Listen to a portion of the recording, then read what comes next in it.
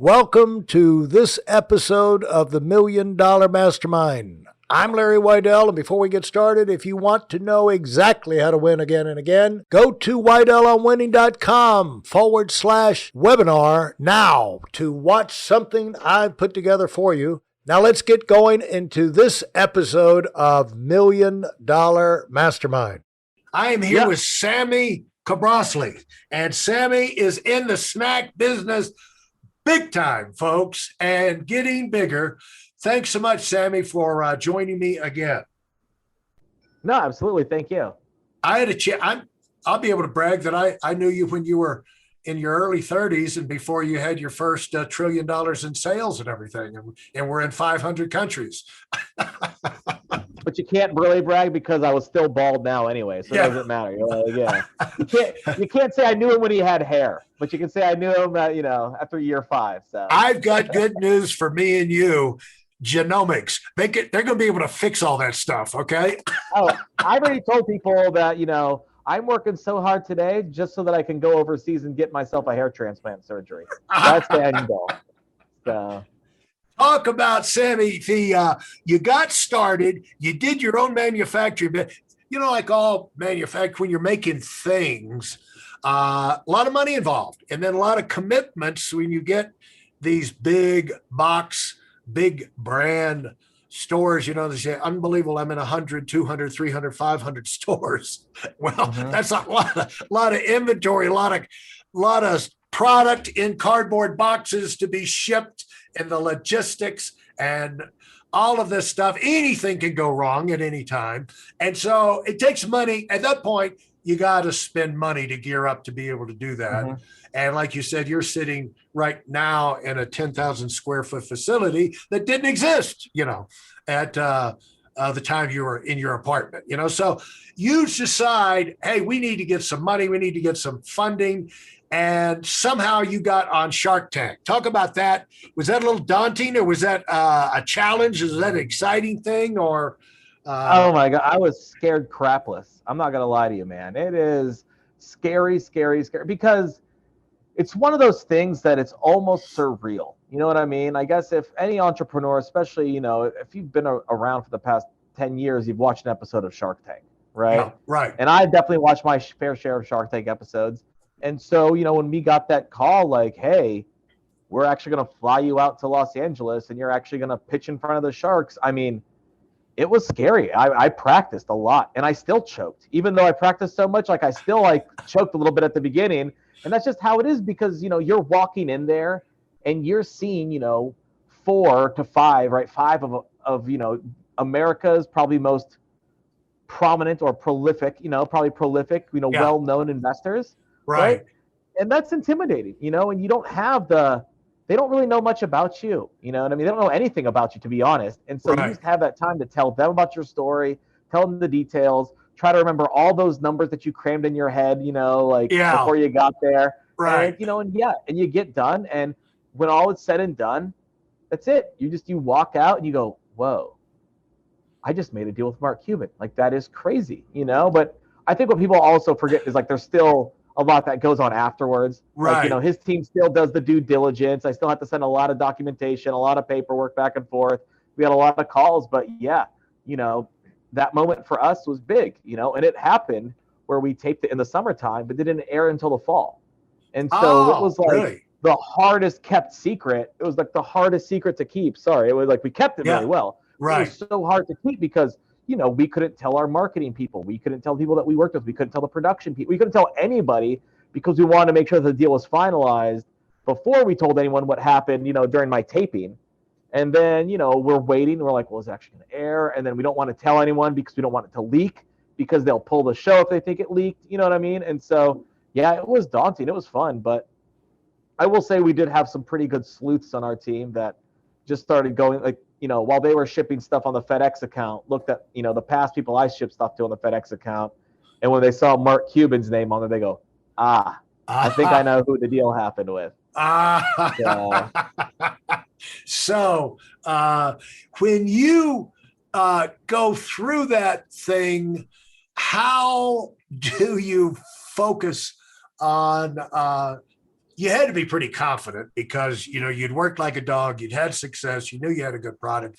You didn't need them to agree. You knew what you had. And part of that's interesting to me is you got a lot of money for a little bit of interest in the company. And so you weren't selling your soul to get them involved. How much of, I'm sure, you had places for the money to go, but what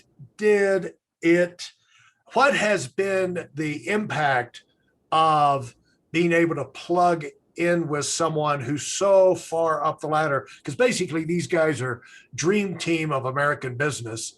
If there's going to be a Hall of Fame, if there was a award ceremony for American business every year, they would have already been inducted and or gotten their business Oscar or whatever it is. But dealing with people like that, what did you notice other than he knew how to do things or they knew how to do things? What did you learn from how they went about their business, how they engaged in conversations, what they locked in on, and particularly Mark? I think look at Mark, even like all of our investors for that matter, like the one thing I've noticed about all of them is they're all scrappy. They don't just say like, it's like someone like Mark who could literally just write a check for anything. Like, oh, I got to do that here. Check, solve it, check, solve it. Here's a check. Here's some more money. Solve it. Like, no, he's scrappy. He's like, wait, well, what can we do internally? How can we figure this out? What can we use that we already have in house to help solve this problem? You know what I mean? And that scrappiness is really what, it harkens back to when, we were starting off, we were just scrappy, making everything from hand, trying our best, building this facility. Like we did this all of ourselves. Like, it was us painting the walls, us doing the floors, like Pedro and I, like we installed machines. Like Pedro builds machines now himself just because they show up and like, I don't get here for a couple hours. He's like, I already finished it, boss. You know what I mean? Like that's the kind of stuff that, that someone like Mark Cuban, like that they actually believe in and that they instill in you as well. It's that grinding, it's that working hard. Like, dude, the dopest thing about Mark and the thing that, is he's inspiring to us is if I send him an email, he'll write me back in 15 minutes max. You know what I mean? It's not one of those you send an email, oh, okay, he'll get back in a couple of days. Like this guy has better stuff to do, but you can tell that he also, the better things that he does, he's getting it done now. And he gets stuff done immediately. Like he's all like just crushing. I could send him an email, boom, here's his response, here's his ideas, here's his thoughts, back and forth, next. Now he's on to his next problem. He's on to his next solution. You know what I mean? One thing that just, it's great to hear you say that because I've always told people that the easiest people to work with are the $1 million earners, the super successful. And it could be people who are head of charities or built, they built something great or done something great and not just making money, but it's the super successful people that are the easiest to work with. Because number one, they answer your mail, text, phone call, and you get an answer. And they're not dilly-dallying around with it. And the other thing is, if they say they're going to do something, they do it. It's not like, oh, we had a meeting then. That was for me. Was that this week? Oh, I was supposed to bring this. Those are the dumbasses that, the people that are they've just got mashed potatoes for brains. And it could be that a year, 2 or 3 or 4, they're going to be polished up and solid as a rock, but they're at that mashed potato brain stage of their life. And there's a phrase that helped me lock into this early in my career. I don't know what book or person I got it from, but the thing is, you got to be specific to be dynamic. And these guys are, you don't want to be a butter knife. You want to be razor sharp, where you can cut through, you can understand what you're hearing. You can give the answer back. And it's like, this would drive you nuts too. I listened to, who was it? Hey, listen, there's a lot of information online, but there aren't a lot of people who have actually done something. In my case, I've actually built a successful business that's accrued over $5 billion in assets under management and has done well even during trying times. Now, if you want to know exactly how I've done this, go to whiteelmwinning.com/webinar now. I've compressed a decade of learning into 5 short weeks just for those of you who want to give yourself an incredible advantage and are tired of waiting and watching others move up. Kramer. I was driving back. I had a 4-hour drive yesterday. I was listening to Kramer, and he was interviewing, God bless her, our Secretary of Treasury or something. And Janet Yellow, that's my girl. Yeah, it wasn't Yellow. It was somebody else, but it was one of those cabinet members. And he asked her 3 questions, and 3 for 3, she answered totally off the subject. It's just like, what do you think of trees? Well, I think elephants are interesting animals. It was kind of like that. And he had to treat the office with respect. He couldn't call her butt out on it, say, well, that's a great answer, but I wasn't talking about elephants. There was no elephant in that sentence I gave you. It was trees, and 3 for 3. And it was like, at the end, he had to be gracious. Thanks so much. It's so great to have you on, yada, yada, and pretend that she even, if we were playing darts, she didn't even hit the wall, much less the bullseye, And so successful people are precise, though. I mean, if they shoot it, they're used to going for bullseyes, and they train themselves to go for the bullseye. And when they let it go, they expect to hit the darn bullseye, or they're going to fix something so they can hit it the next time. So talk about that. Yeah, no, I think it's about that hyper focus. A lot of people like to brag and talk about how they're multitaskers, right? But multitasking is probably the worst thing you can effing do for yourself. Where in all realities, if you have the multitasking where I have 10 emails open, 5 paper or 5 worksheets, plus I'm trying to do something over here. No, I hyper focus on the one thing. I give it my razor sharp, focus. I get there, boom, done. Next thing, boom, done. Next thing, boom, done. And I feel like, that's a lot of people feel like they need to wear a bunch of hats and hold a bunch of plates at once. When in all realities, the best cooks in the world can just make one plate much faster than anyone else can do 10 at a time. You know what I mean? They can do one plate 10 times faster than you can do 10 plates one time. Yeah. And that's what I focus on. And I think I kind of look at it I remember just someone telling me, they're like, Sammy, if you're driving down the highway and you're trying to go as fast as possible, right? You're trying to drive as fast as possible. You're not changing lanes every 20 feet. Right. Because that's going to slow you down. Right. So what you got to do is stick in your lane, drive as fast as possible. And then when you're ready to get to another lane, get over there and then drive as fast as possible. Because if your goal is speed, you need to have as little lane change as possible. You know what I mean? Right. And that's I think about that with my with mentally how I do work on a day-to-day basis. I show up and I know I have X, Y, and Z to do, and I'm doing X first. Boom. Hit to the point of X that X can't do anything more. Go to Y, got it. To the point that I can't do anything more. Go to Z, got it. Go to the point I can't do anything more. And clearly I'm going to go back and work on those again.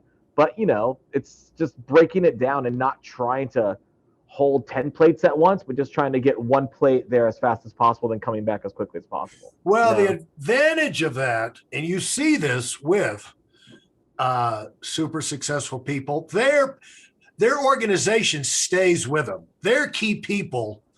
One of the things, like in your business, my business, we're only as good past a certain point as your team.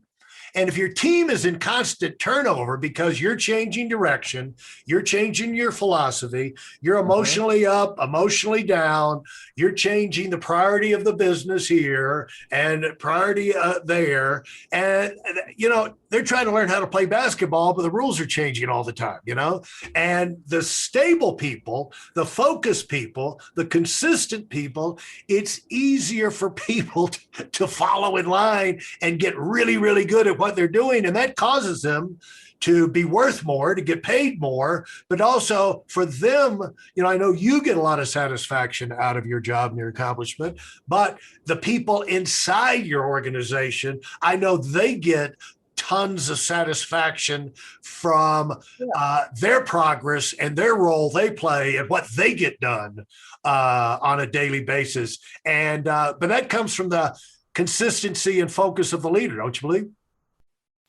I think it's I would never tell anyone to do something that I wouldn't do myself. You know what Yeah. I mean? And so even the people that are mopping the floors know that if they don't show up tomorrow, I'm going to be the one mopping the floors because it still has to get done. Yeah. You know what I mean? And like, yeah, it's all important. Yeah. Yeah, it's all important. Like every little bit there is important. And knowing that I would never ask anyone to do something that I would not ask of myself, you know, which means like, hey, I'm not going to ask you to put in more hours if I'm not in here also putting more hours in. You know what I mean? And, you know, and I think that there's almost like this trust. Like, I think it's funny that we're all adults, but yet some jobs try and micromanage people to this extent that, you know, they might as well be children again. Right. You know, we need you here at this time every day of the week at da-da-da-da. Like, no, you know, here's what we do. We tell them we need to make this many snacks this week.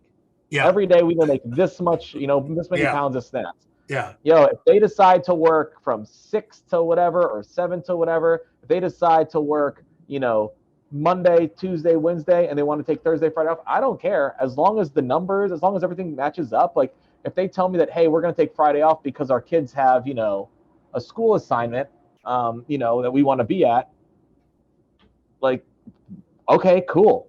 You want to pick up on Saturday instead? That's fine with us. Like we all work together. I think being flexible and then them knowing, I go, yeah, just tell me what you guys want.